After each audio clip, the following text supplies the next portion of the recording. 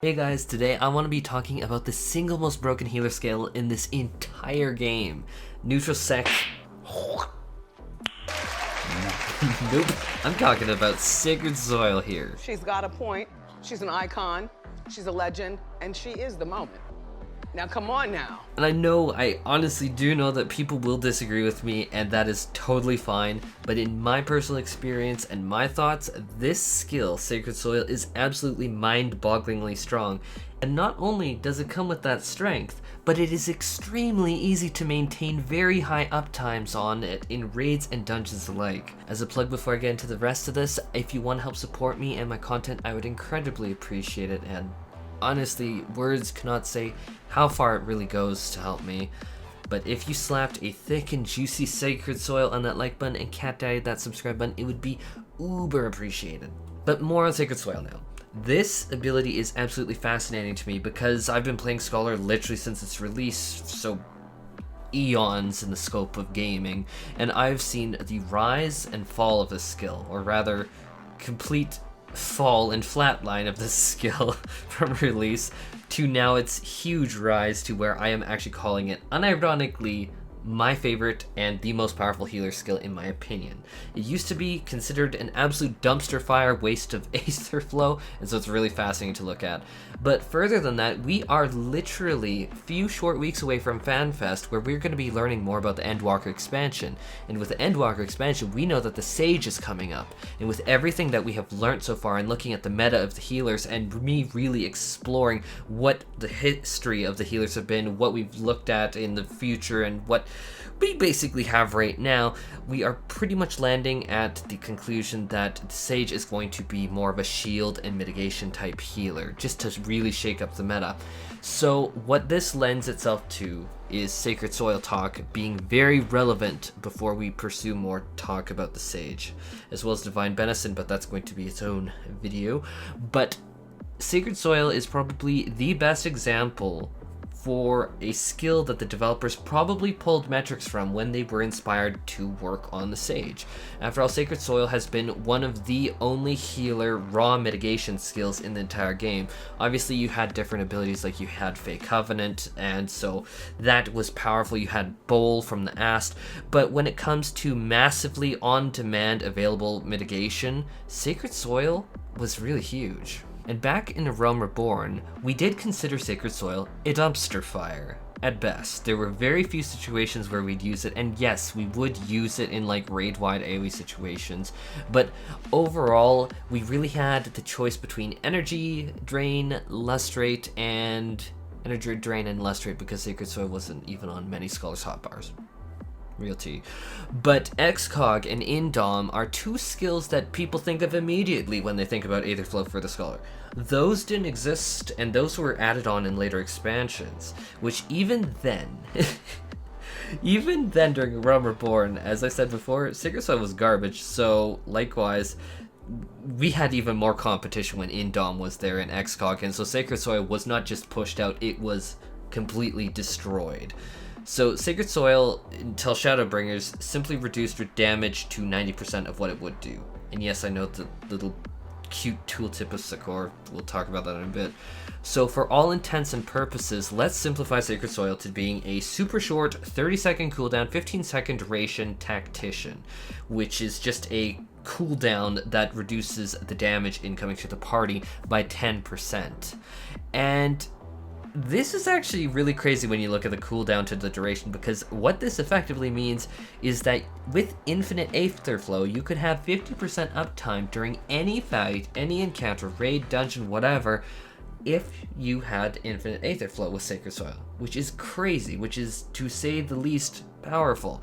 To give a relative power level, it's over 9,000! I had to. To give that relative power level some context, the effects tactician that we just talked about, which was the AoE party-wide 10% damage reduction buff, has that same 15-second duration, but it is on a 120-second cooldown. That's a lot longer.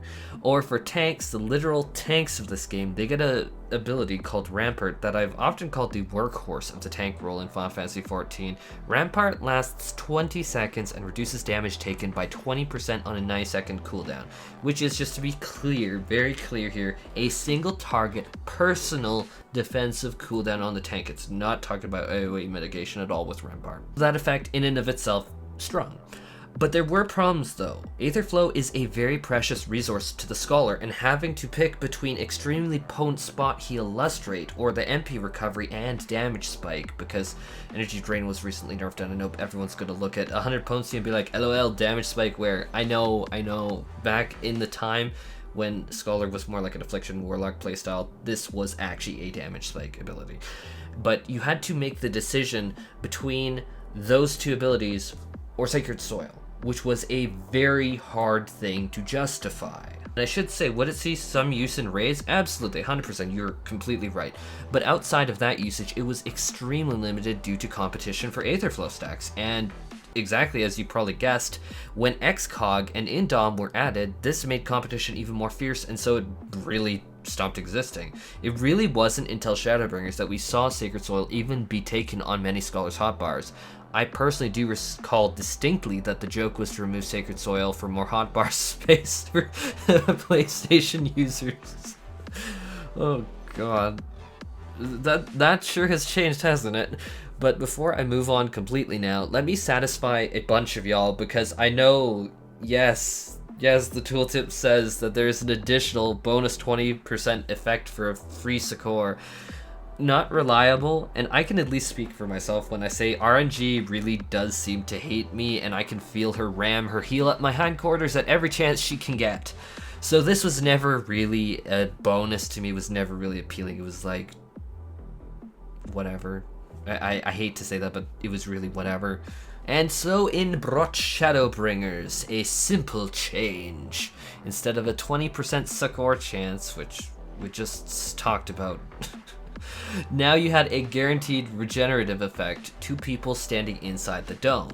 100 potency heal over time, which over 15-second duration, which 3-second intervals means you'll get 5 ticks, so that would translate to 500 potency of healing.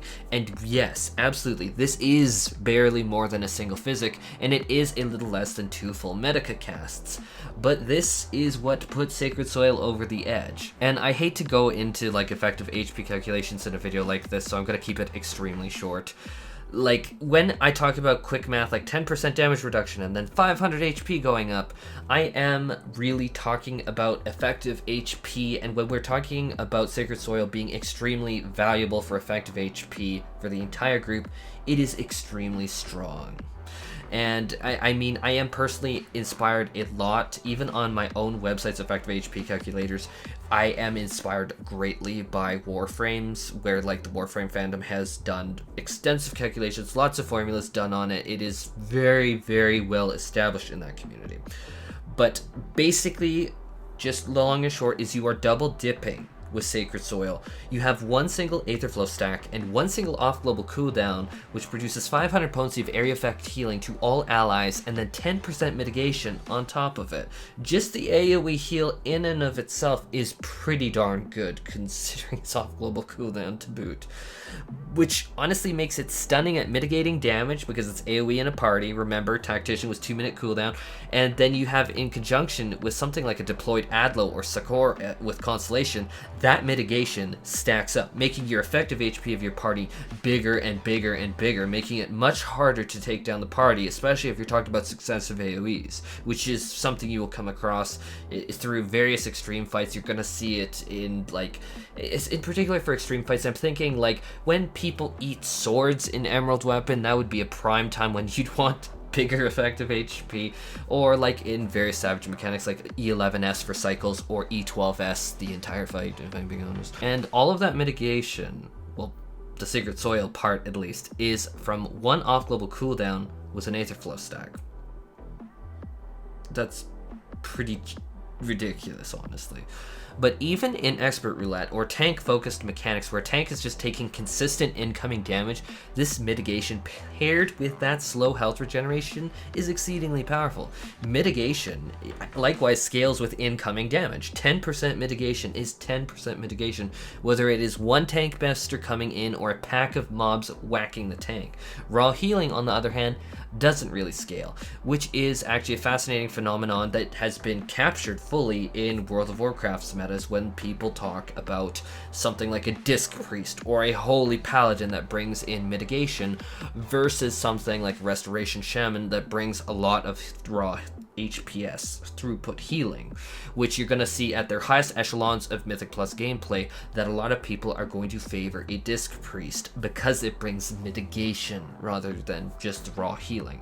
And you can see things like Disciplined Priest's Pain Suppression, Power Word Barrier, or Lenience Talent, which are percentage-based mitigations, become very, very prominent in why they pick Disc Priest. This is to give a Final Fantasy XIV equivalent why a white mage's regen heals for 200 potency per tick. And 200 potency per tick is really good. That's really good healing. But that is 200 potency per tick whether it is a single mob or 10 mobs, or one boss versus two bosses whacking the tank, hence why it doesn't scale.